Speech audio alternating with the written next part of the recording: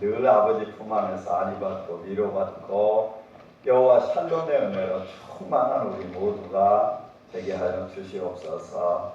이 시간도 하나님 말씀 받습니다.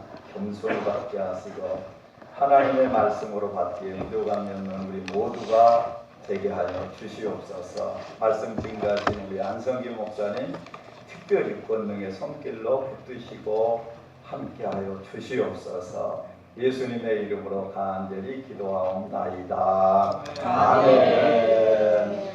오늘은 시카고에서 오신 성경 통독 384일 신구약 통독 때문에 시카고에서 오셔가지고 피곤하실 텐데 저희 교회를 위해서 기도해 주시고 또 저를 사랑해 주시고 또 함께 예배드리기를 원하시는 목사님이십니다. 제가 있으심에도 불구하고 하루에 2시간씩 성경을 꼬박꼬박 읽으시고 마태복음 1장에서부터 28장이라든지 뭐 수없이 암송하는데 암송하는 것도 중요하지만 그 암송한 말씀이 떠내려가지 않도록 지키는 게 더 힘들거든요. 이렇게 말씀 사랑 운동 펼치시면서 생명 다하는 날까지 일을 하기를 원하시는 게 하나님 기뻐하시는 일을 우리 생명 바쳐 하시는 거예요. 목사님 오셔서 말씀해 주실 때 큰 은혜 우리에게 임할 줄로 믿습니다. 자, 목사님 나오셔서 말씀 증거해 주시겠습니다.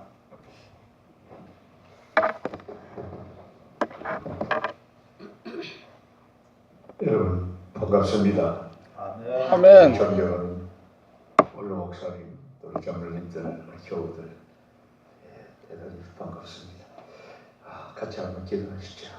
거룩하신 주님, 오늘 거룩한 주님의 날에 사랑하는 하나님의 자녀들 이렇게 교회에 불러주시고 예배드리며 주님께 영광을 돌리게 해주시니 감사합니다.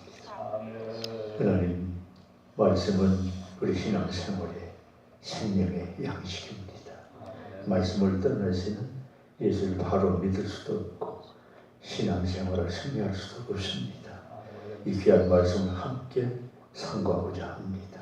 하나님의 성령께서 함께 해주셔서 이 말씀을 통해서 깨닫게 하시고 감동받게 하시고 도전받게 하시고 선종할 수 있도록 은혜를 베풀어 주시옵시고 말씀을 증거하는 부족한 점 주님 붙드시고 주님께서 원하시는 말씀만 주님의 도우시는 힘으로 증거할 수 있도록 함께하여 주시옵소서. 예수님의 이름으로 간절히 기도하옵나이다. 아멘. 제가 전국에 이렇게 다니면서 성경 통독 기도하고 있는데 우리 김정원 목사님만큼 성경 통독을 전부 은혜롭고 감명 깊게 하시는 분이 없습니다. 내가 아주 참 자랑스럽습니다. 시카고에 성경 통독 강사가 참 많아요. 시카고에. 근데 한윤철 목사라 한 분이 신학교 교수 출신이신데 성경 통독을 아주 잘하셔요. 근데 그분은 무지하게 빨리 읽어요. 한 시간에 한 50페이지 읽을 거예요. 근데 한 자도 안 틀리게 읽어요. 근데 은혜롭지를 못해. 근데 김 목사님은 빨리면서도 얼마나 은혜로운지 몰라요. 듣는 사람들이 참 많이 감동을 받아요. 저도 옆에서 들으면서 참 감동을 받습니다. 성경 말씀 통독을 많은 사람들이 이해를 못했어요. 저렇게 빨리 읽어서 못하나. 제가 22년째 경험을 하는데 빨리 읽는 게 더 좋아요. 사실은 천천히 읽으면 졸려요. 그리고 잡념이 들어와요. 소리내서 빨리 읽으면 절대로 잡념이 없어요. 졸리지 않아요. 졸면서 천천히 읽어보세요. 잡념 가지고 읽어보세요. 하나도 몰라요. 무슨 소리인지.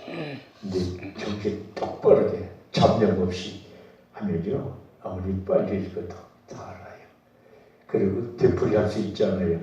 창세기를 50장까지 하루에 5장씩 읽는다 해도 열흘 걸리잖아요. 열흘 딱 끝나면 앞에 거 하나도 생각 안 나요. 그게 우리들 머리예요. 우리 창세기를 빨리 읽으면 2시간 10분이면 읽어요. 2시간 10분에 딱 읽으면 태초에 하나님이 천지를 창조하신 요셉이 죽은 것까지 다 그냥 생각이 나요. 거기다 대고 그걸 2번, 5번, 10번 되풀이해 보세요. 눈과 몸 창세기 다 보여요. 암송은 안 되죠. 그냥 그림으로 다 내용이 보여요. 이게 이제 성경 통독의 참 비결입니다.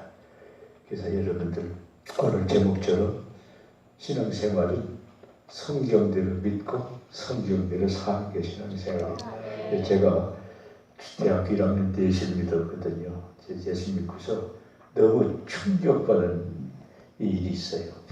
예수를 믿으면서 막 뜨겁게 열심히 믿었어요. 그리고 주일학교 선생도 하고 뭐 청년회 회장도 하고 막 일을 많이 했어요. 뭐 거의 교회에서 살았어요. 막 불이 붙어가지고 그리고 이제 빨리 집사도 주더라고요.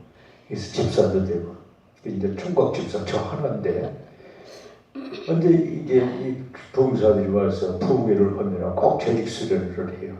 재직 수련을 할 때에 꼭 신구약 성경 한 번이라도 통독한 사람 손들라는데 저는 못 들잖아요.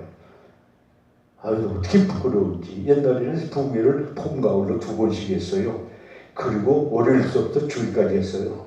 일주일 꼭 하고 하루에 새벽기도, 낮 공부, 오후 공부, 저녁 이렇게 부흥회를 했다고요. 아, 어떻게 부끄러운지. 그래서 어느 날 제가 직장 다니면서 결심을 했어요. 성경을 한번 읽어봐야겠다. 그러고서는 했는데 직장 다니면서 3주에 다 읽었어요. 3주에. 신구약 성경을 3주에 그때는 천천히 읽었죠. 그러니까 얼마나 시간이 많이 걸려요. 너무 놀랐어요. 제가 그렇게 열심히 예수를 믿고 있는 하나님과 성경이 보여주시는 하나님이 영 달라요. 너무 충격을 받았어요. 그래서 그때 제가 생각하기 이건 나뿐이 아니겠다. 많은 사람들이 이렇게 했구나. 성경에 보여주는 하나님이 제일 정확하잖아요. 근데 내 마음대로 믿고 있더라고요. 저는 유교 가정이거든요. 유교식이 하나님이에요. 이게 윤리 도덕이야, 기독교가. 그 다음에 우리 한국 사람들은 다 불교의 배경을 가지고 있잖아요. 불교식이야. 철저히 인과응보야 그냥. 이런 것들이 딱 사로잡더라고요. 근데 성경을 보니까 그게 아니잖아요. 얼마나 제가 놀랐는지. 야, 성경을 읽지 않고 있으면 신앙생활을 바로 못하겠다. 그래서 그때부터 제가 성경을 읽기 시작했어요. 열심히 읽었어요.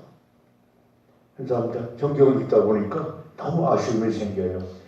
그냥 내 마음에, 내 몸에 그냥 성경으로 가득 차면 좋겠어요. 그래서 계속 기도했어요. 주님, 내 안에 성경으로 꽉 차서 누가 나를 건드리기만 성경이 나오게 그냥. 마치 스펀지로 물에 담갔다가 꺼내면 물이 더 떨어지다가 다 떨어지고 그 다음에 건들면 또 나오잖아요. 건들면 또 나오고. 이만큼 채워주세요. 기도를 했는데 1994년에 박종현 목사님이라는 목사님을 저에게 모시고 집회를 했는데 그때 저 방법을 하면 되겠다 느꼈어요. 그러면서 집회 딱 끝나고 월요일부터 하나님 제가 한 달에 신고에 한 번씩 했습니다. 결심을 했어요. 그리고 계산해 보니까 하루에 60페이지를 읽어야 되겠어요. 60페이지. 장으로 계산하면 정확하지 않아요. 60페이지를 정확하게 돼. 제일 짧은 장은 2절도 있고 제일 긴 장은 176절도 있으니까. 그래서는 페이지를 계산해 가지고 하루에 60페이지. 참 하나님의 은혜로 지금 22년째 계속하고 있어요. 그랬더니 그 은혜를 주셔요. 정말 시편에 보면은 다윗이 하나님으로 여호와를 꽉 차 있어요. 그 다윗은 만지면 여호와예요. 여호와요. 괴로울 때도 여호와요. 즐거울 때도 여호와요. 그냥 여호와를 꽉 찾는 사람이니까 그런 다윗을 하나님이 뭐라고 표현했어요. 내가 이세 아들 다윗을 만나니 내 마음에 합한 사람이라. 네. 누군가가 청각 처녀가 어떤 이 총각이 그 처녀로 꽉 차있다면 결혼해야죠, 그 사람하고.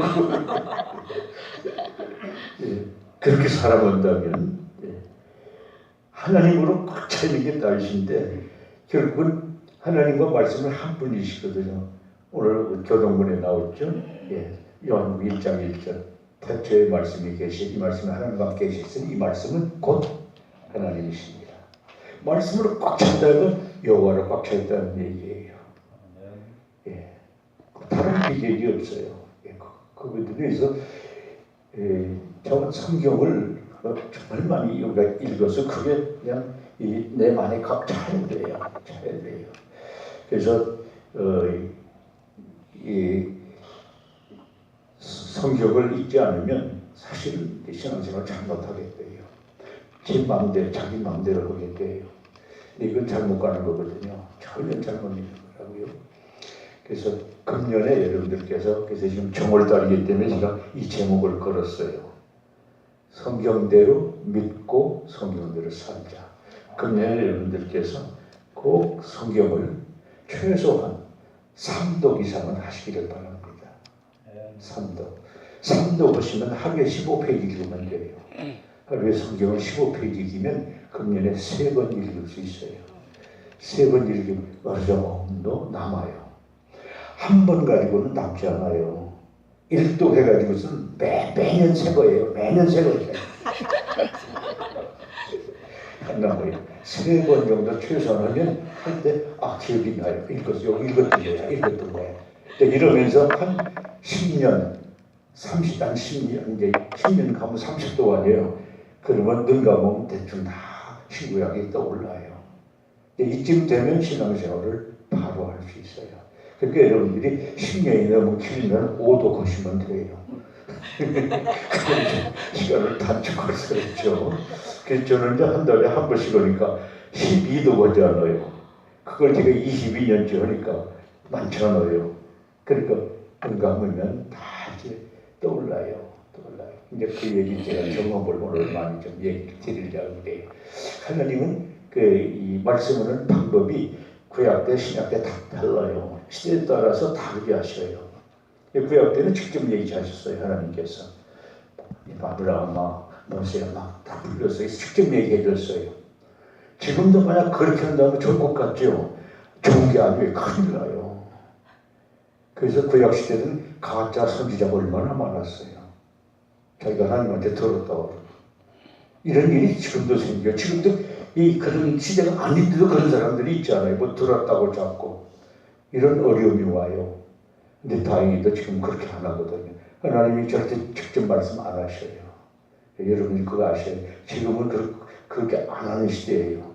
근데 예수님이 오셨으면 예수님을 통해서 하나님이 얘기했잖아요. 예수님을 뭐라고 해요? 요한복음 1장 14절에 말씀이 육신이 되어 우리 가운데 오셨다고 그러잖아요. 말씀이 육신. 예수님은 하나님의 말씀으로 오신 분이에요. 그래서 마태복음 15장 17장 5절에 그러잖아요. 이는 내 사랑하는 아들 내 기뻐한다. 너희는 저희 말을 들으라. 이제 그 말을 그분의 말씀 들으라는 거예요. 예수님께서 말씀을 많이 하시고 요한복음 12장 49절 50절에서 그런 말씀하죠. 내가 자의로 말하는 게 아니요 나를 보내신 아버지께서 나더러 하라고 내가 그것을 한다. 그리고 내가 말하는 것은 아버지께서 말하라고 한 그 말씀을 하는 거다. 당신 스스로 말이 아니라는 거예요. 아버님이 주신 말씀만 내가 하고 있다는 거예요. 그다음 오늘 본문에 보세요. 이제 예수님 가셨어요. 그리고 성령 보내주셨어요. 이제는 성령이 말씀하는 시대예요. 그러니까 귀 있는 자는 들을지어다. 귀 있는 자는 들을지어다. 성령에게 너희 보내신 말씀을 들을지어다. 귀 있는 자는 성령이 교회에서 말씀을 들을지어다. 여기서 이 말씀을요 7번 합니다. 요한계시록에서 7교회 다 해요. 7교회는 세계 교회 전체를 얘기합니다. 온 성도를 다 말합니다. 성도나 모든 교회는 이제는 성령의 음성을 들으라는 거예요. 그런데 우리 디모데후서 3장 16절에 모든 성경은 성령의 감동으로 되었다고 그러죠. 성령께서 기록한 이 성경 말씀, 이 성경이 책으로 66권으로 되기까지는 수백 년이 걸렸어요. 주의 종들이 모여서 기도하고 성령 감동받고 기록하고 또 기록하고 정리하고 해서 만든 거예요. 최후적으로 66권을 우리에게 선물로 주셨어요. 이제는 성령이 기록하신 이 말씀을 통해서 성령이 말씀하시는 시대예요. 성경 모르면 하나님 음성 못 들어요. 그래서 사도시대 때 제가 딱 보니까요, 예수님께서 말씀하신 것이 딱 2번밖에 없더라고요. 예수님 천국 가시고 이제 성령 보내셨어요. 그러고서는 2번 나타나시더라고요. 첫 번 나타나신 게 사도행전 9장, 바울이 다메섹 도상에서 주님 음성 듣자니 팍 빛이 비치면서 사울아 사울아 네가 어째 나를 피하느냐. 이게 바울이 주여 누구십니까? 나는 네가 핍박한 나사렛 예수라. 그때 바울에게, 그 다음에 사도행전 23장 11절에서 바울이 예루살렘에서 유대인들에게 잡혀가 죽게 됐어요. 이 천부장이 데려다가 감옥에 가뒀어요. 보호한 것이죠. 보호했어요. 그때 밤에 주께서 바울 곁에 나타나서 이르시되 담대하라. 내가 예루살렘에서 나를 증거한 같이 로마에서 증거하여야. 그 외에는 없어요. 딱 2번. 성부시대 때 하나님께서 직접 말씀하실 때도 그리고 예수님이 이 땅에 계실 때도 하나님의 음성이 들린 일이 3번밖에 없어요. 그때도. 그렇게 구약에서는 수천 번 하셨는데 예수님이 오신 분은 너희 저희를 들으라고는 안 하셔요. 3번 우리가 잘 아는데 예수님 세례받고 열방에서 올라오실 때 이는 내 사랑 내 기뻐하는 자라. 아까 말씀드린 마태복음 17장 5절에서 표나사는 자 이는 내 사랑 내 기뻐하는 자 너희 저희 말을 들으라.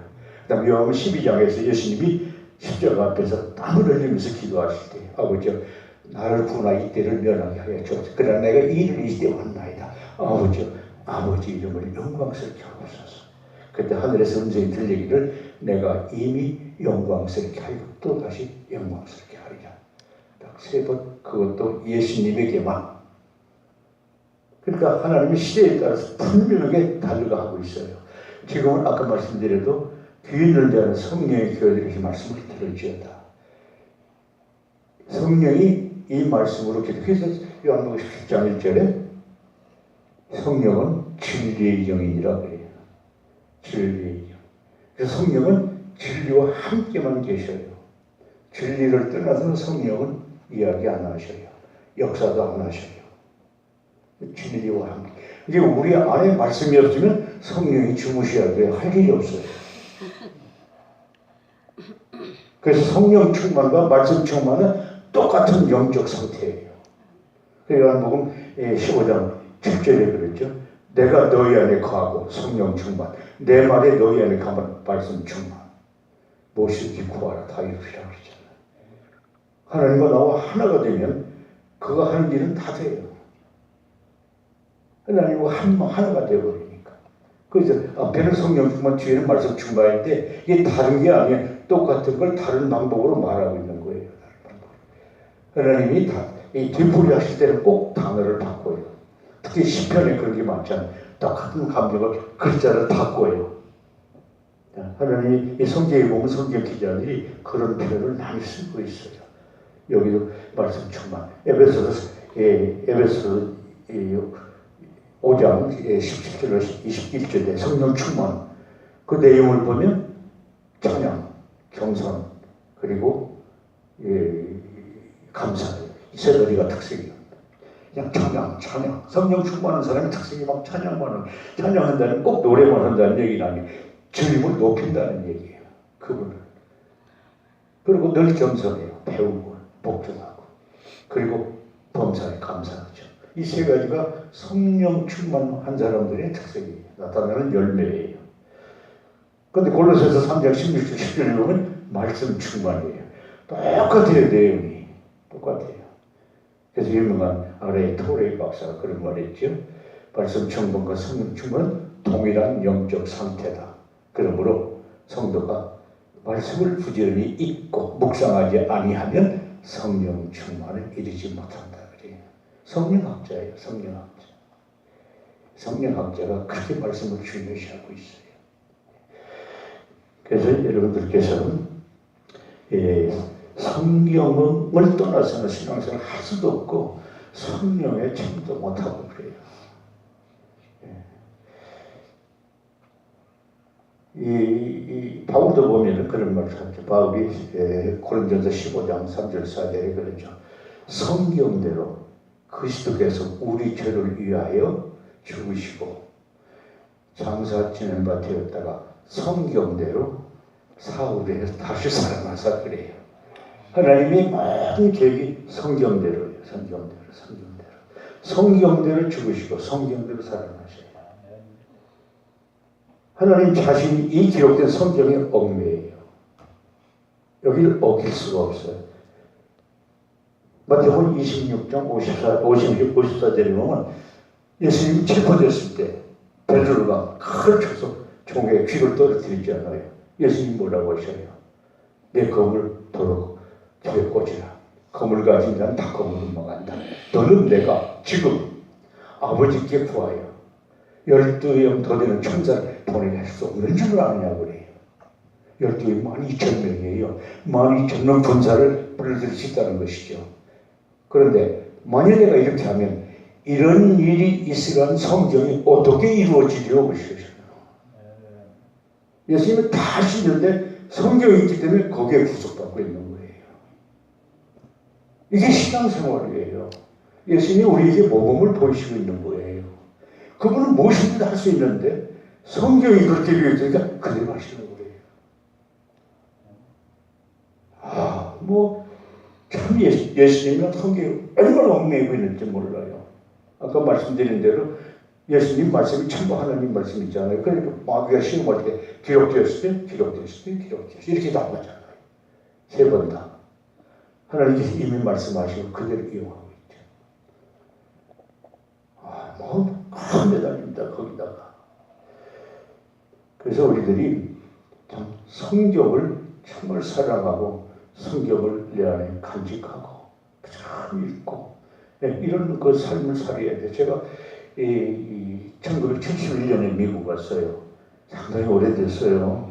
제가 인생 가운데 미국에서 제일 오래 살고 있어요. 그때는 한국이 지지리도 가난했어요. 연세 드신 분들은 다 아실 거예요. 얼마나 가난했는지 몰라요. 저도 너무 가난해가지고요. 미국으로 오는데요. 비행기 값이 없잖아요.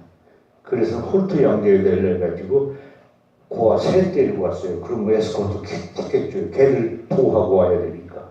그 에스코트 티켓 가지고 새 데리고 오는데 미니애폴리스에 아이들을 데려다 줬어요. 양부모들이 거기 있으니까. 이런데 그때는 미국 오는데 한국에서 미국 오는데요. 36시간 걸렸어요. 비행기 타고 오는데도 그렇게 길게 오니까 애들하고 저하고 정이 들었어요. 그동안에. 걔놈들이 딱 이 미니애폴리스에 떨어지니까 4살, 5살, 10살 이 아이인데 4살, 5살짜리들이 나 아저씨 따라간대요. 태국 사람들, 미국 사람들이 다 나와 있으니까. 제가 그때요. 이거 가난한 나라의 슬픔을 처음 느껴봤어요. 네가 우리나라가 부자면 여기는 올 리가 없는데 가난해서 할 수 없이 오는구나. 그런들 듣고 참 울었어요. 저도 그냥. 이 양부모들이 동네 사람을 다 데리고 왔어요. 아들, 딸을 같이 한 사람이 얘들이 남매가 아닙니다. 얼마나 굉장히 많이 왔는지. 그 사람도 좋아서 이득거리는데 우리는 애들이 얼마나 그러는지 몰라요. 근데 그때 이 요한은혜에서 돈 바꿔주는 게 연계액이 200불 바꿔줬어요. 200불로 꼬가지고 바꿨어요. 돈이 없으니까. 그렇게 가난했어요. 가지고 200불 가지고 이 홀트 양자에서 미니애폴리스 시카고 올 때까지는 막 그냥 후리를 줄 거예요. 그래서. 그렇게 알고 왔더니 아니에요. 돈 내래요. 30불 내래요. 그때 미니애폴리스 시카고 30불 받더라고요. 이게 200불 총 재산이 30불 떨어지는데 110불 남았네. 미니애폴리스 비행기 안에서 잠이 안 오고 얼마나 걱정이 되는지. 내가 이게 110불까지 묶어서 어떻게 사나. 얼마나 두려움이 오고요. 그래서 다행히 이제 조금 승객들도 조용 아이들이 없으니까 저도 그래서 조용히 기도를 했어요. 주님 참 두렵네요. 어떻게 하죠? 기도했더니 주님께서 창세기 28장 15절 야곱이 형을 속이고 축복권 빼앗고 그리고 죽을까봐 도망가다가 밤에 돌베개에 베고 잠깐 잠들는데 꿈에 하나님 나타나시잖아요. 그래서 거기서 하신 말씀 15절 다 돌려주셔요. 내가 너와 함께 있어. 내가 어딜 가든지 너를 지키고 내가 내게 허락한 모든 것을 이룰까지 너를 떠나지 아니하리라. 아멘. 야, 그 말씀을 주시는데 그렇죠.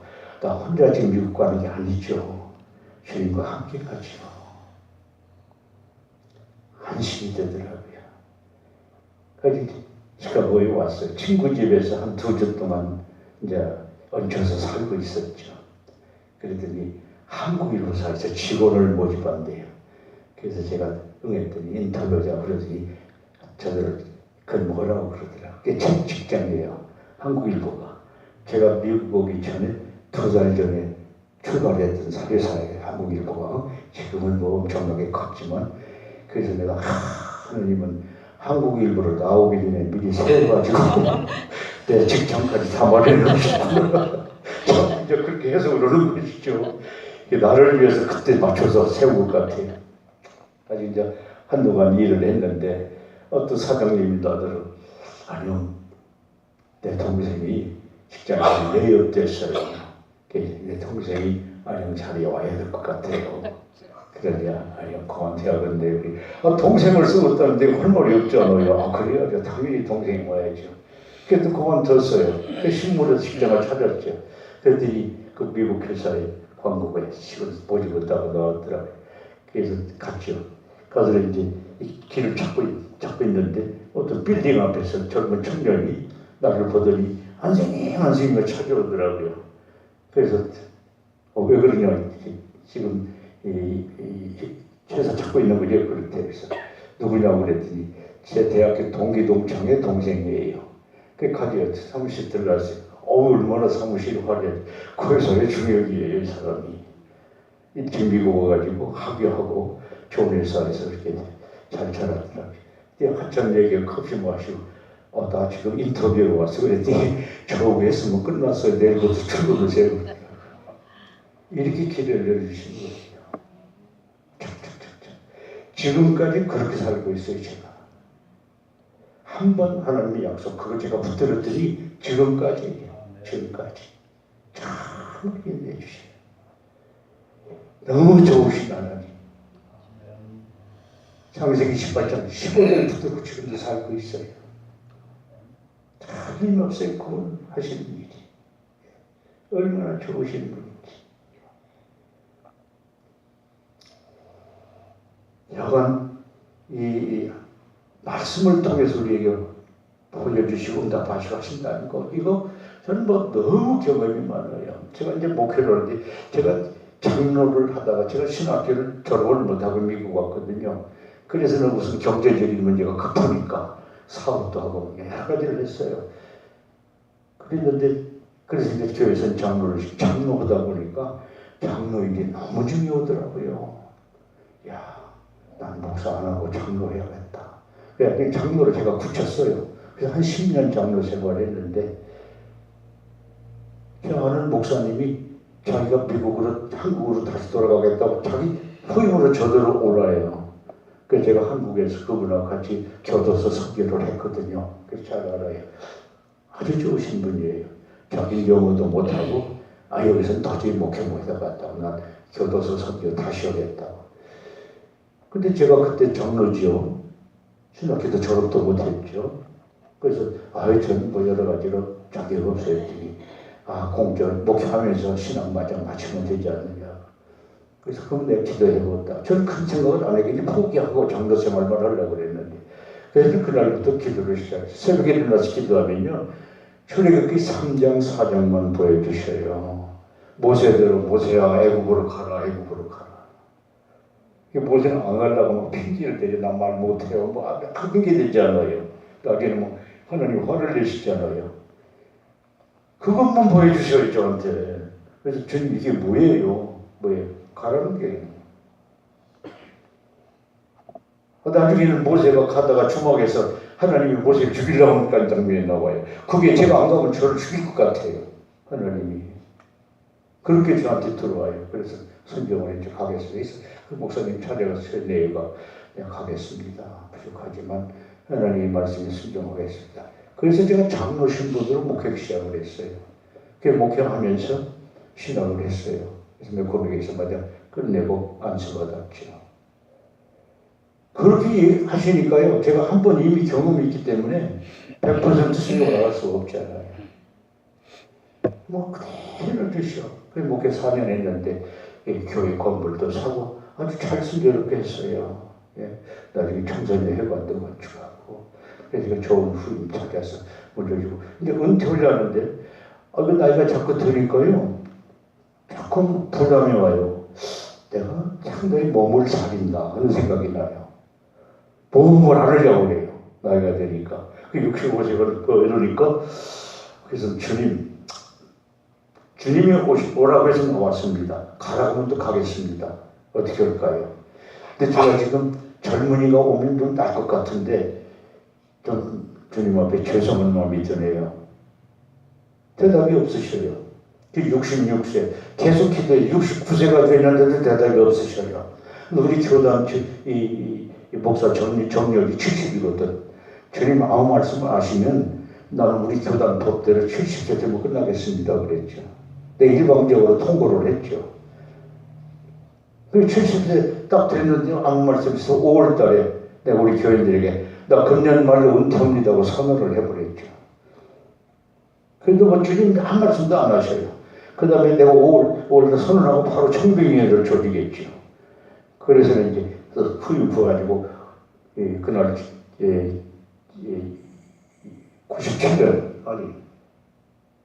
97년이죠. 예, 97년 제가 12월 마지막 주 설교로 공원 떴죠. 그러고서 3월 달에 2층 예배 보고 이제 그랬는데 오늘 하나님이 말씀을 안 하시면 가장 합리적인 걸 방법을 찾았어요. 법이죠. 그때는 법. 우리 교단법 제가 순종해야죠. 그래서 주님 말씀 안 하시면 나는 교단법에 따르겠습니다. 그래도 아무 말씀하시니까 승인하시는 것 같아요. 근데 지나는 과정을 보니까 주님이 이렇게 다 이렇게 허락하고 계신 것 같아요.